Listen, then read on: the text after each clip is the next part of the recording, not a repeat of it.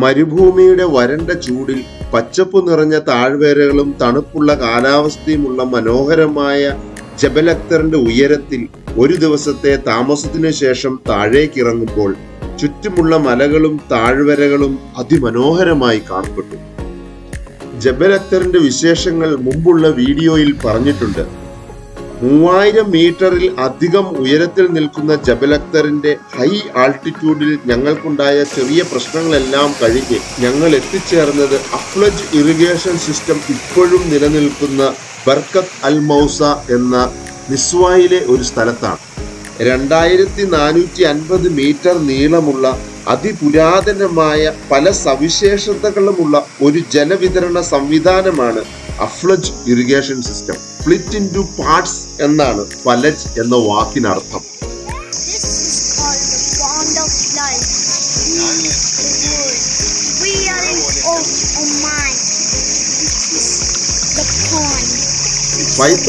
years പഴക്കമുള്ള ഈ ജലവിതരണ സമ്പ്രദായം 2006 യുനെസ്കോയുടെ വേൾഡ് ഹെറിറ്റേജ് സൈറ്റായി പ്രഖ്യാപിക്കുന്നത്. ഫലജ് അൽ കത്മീൻ എന്നാണ് ഇതിന്റെ പേര്. ഇതുപോലെ ഒമാനിൽ പല വില്ലേജുകളിലും ഈ ഇറിഗേഷൻ സിസ്റ്റം നിലനിൽക്കുന്നു. വർഷം മുഴുവൻ നിൽക്കാതെ ഒഴുകുന്ന ഈ ജലവിതരണ സംവിധാനം അടിസ്ഥാനപരമായി ഗ്രാമങ്ങളിലെ വീടുകളിലേക്കും കൃഷിയിടങ്ങളിലേക്കും എല്ലാം ജലമെത്തിക്കുന്നു. പൊതുസമൂഹത്തിന് കുളിക്കുവാനുള്ള സൗകര്യവും ഇവിടെ ചെയ്തു വച്ചിരിക്കുന്നു എന്നുള്ളതാണ് അത്ഭുതപ്പെടുത്തുന്നത്. സ്ത്രീകൾക്ക് കുളിക്കുവാൻ ചെറിയ ബാത്റൂമുകളും ഇതിനു മുകളിൽ സംവിധാനം ചെയ്തിട്ടുണ്ട്. ഗുരുത്വാകർഷണ ബലത്തിനെ അഥവാ ഗ്രാവിറ്റിയെ ആശ്രയിച്ചുകൊണ്ടാണ് ഈ ജലവിതരണ സമ്പ്രദായം എന്നുള്ളത് കൊണ്ട് തന്നെ മറ്റു ചിലവുകളൊന്നും ഇല്ല എന്നുള്ളതാണ് ഇതിന്റെ ഒരു പ്രത്യേകത. ഡോൾഫിൻ വാച്ച് ആണ് അടുത്ത ഞങ്ങളുടെ പരിപാടി. ഇവിടുന്ന് മസ്കറ്റിലേക്ക് ഏതാണ്ട് 2 മണിക്കൂർ യാത്രയാണുള്ളത്.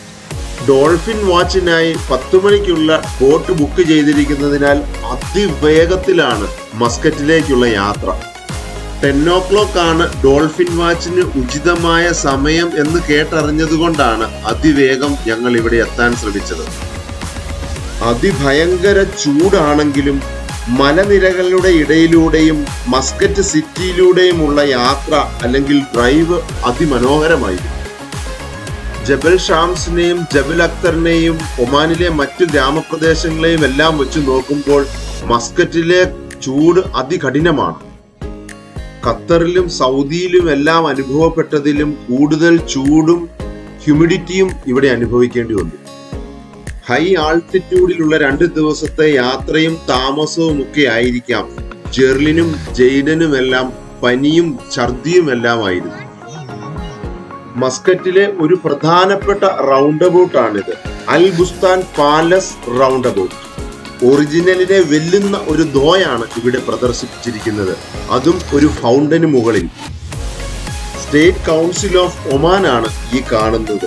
ഇതിന് സമീപമാണ് നമ്മൾക്ക് എത്തിച്ചേരേണ്ട Al Rawda Marina Bandar. Dolphin വാച്ചിനായി ബുക്ക് ചെയ്തിടത്തു നിന്നും ഇടയ്ക്കിടെ കോളുകൾ വരുന്നുണ്ടായിരുന്നു. അല്പം താമസിച്ചെങ്കിലും ഞങ്ങൾക്ക് വേണ്ടി അവരെല്ലാവരും ക്ഷമയോടെ കാത്തിരുന്നു.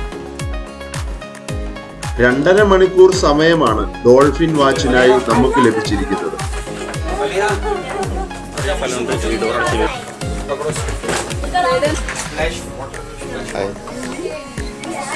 So we are going for the dolphin watching program. For the safety information, your life jacket under the foam middle seat. Okay, is our captain coming with you? His name is Simon. Okay, and as you know here the dolphins are natural dolphins, so it's not 100% guaranteed, but we have one more boat operated already. So if we get any information, he will pass it to you, so everybody can see the dolphin.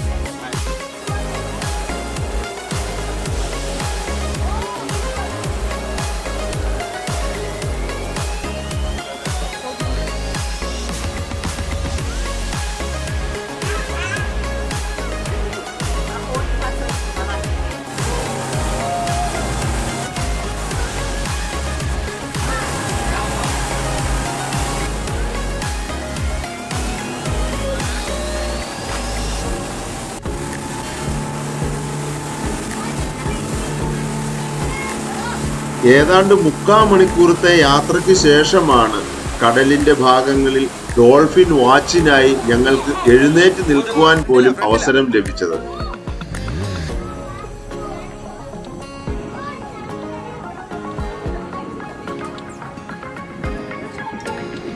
ബോട്ടിനുള്ളിൽ എല്ലാവരും ആകാംക്ഷയോടെ നോക്കിയിരിക്കുകയാണ് dolphin ചാടുന്നത് കാണാൻ.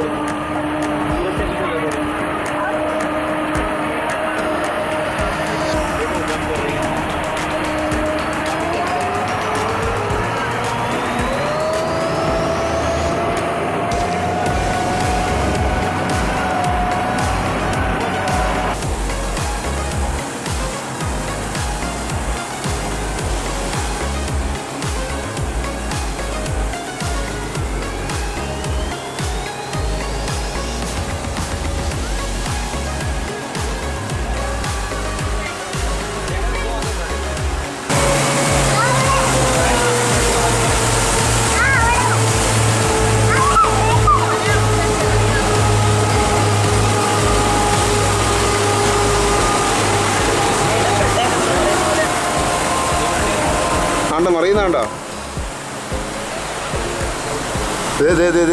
Very close.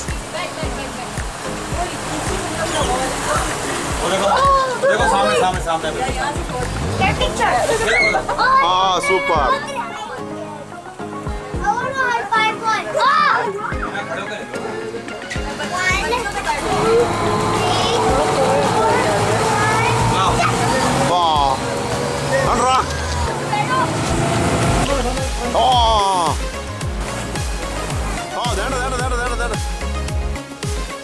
ഈ ബോട്ടിന്റെ ഫ്രണ്ടില് ഫ്രണ്ടില് ആ സൈഡിൽ നോക്കിയാ കാണാം.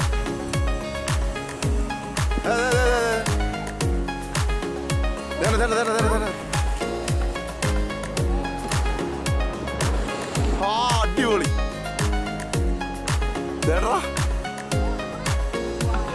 ബോട്ടിന്റെ ഫ്രണ്ടിൽ അത് സ്പീഡിൽ പോകുന്നു. കണ്ടത് തന്നെ.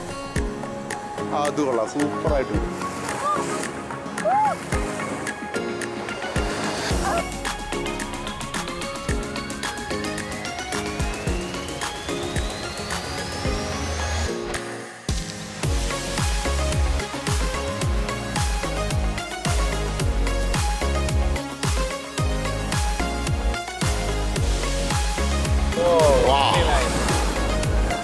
See how speed they are running.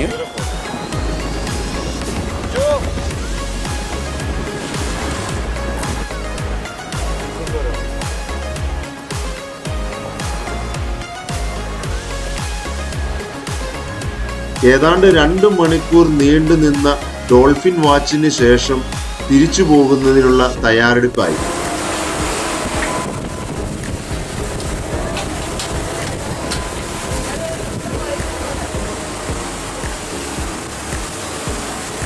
തിരിച്ചു പോകുന്ന വഴിയിൽ എന്തൊക്കെയോ അത്ഭുതപ്പെടുത്തുന്ന കാഴ്ചകളുണ്ടെന്ന് സിമോൻ ഞങ്ങളോട് പറഞ്ഞു.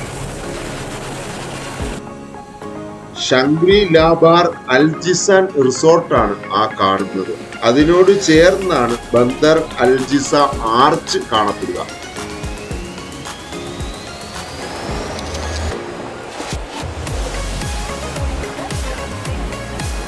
അവിടെ കാണുന്ന ആ ചെറിയ ആർച്ചിനുള്ളിലൂടെയാണ് നമ്മൾ യാത്ര ചെയ്യാൻ പോകുന്നത്. ഇത് അറിയപ്പെടുന്നത് ബന്ദർ അൽജിസ ആർച്ച് എന്നാണ്.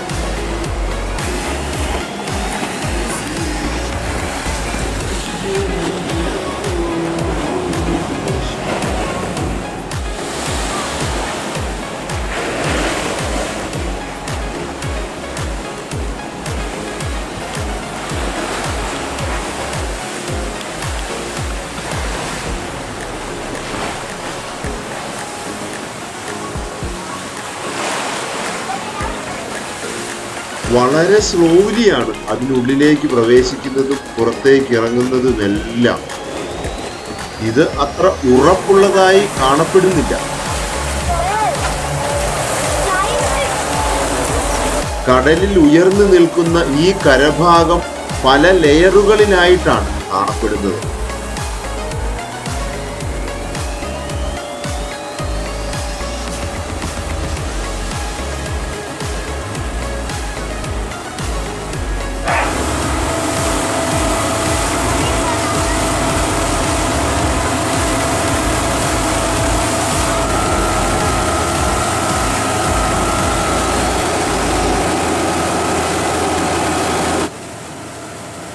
ഈ കാണുന്നതാണ് കന്താബ് ഐലൻഡ്. ഇതിനോട് ചേർന്ന് തന്നെ വലിയ റിസോർട്ടുകളും ബീച്ചുകളും എല്ലാം അവൈലബിൾ ആണ്.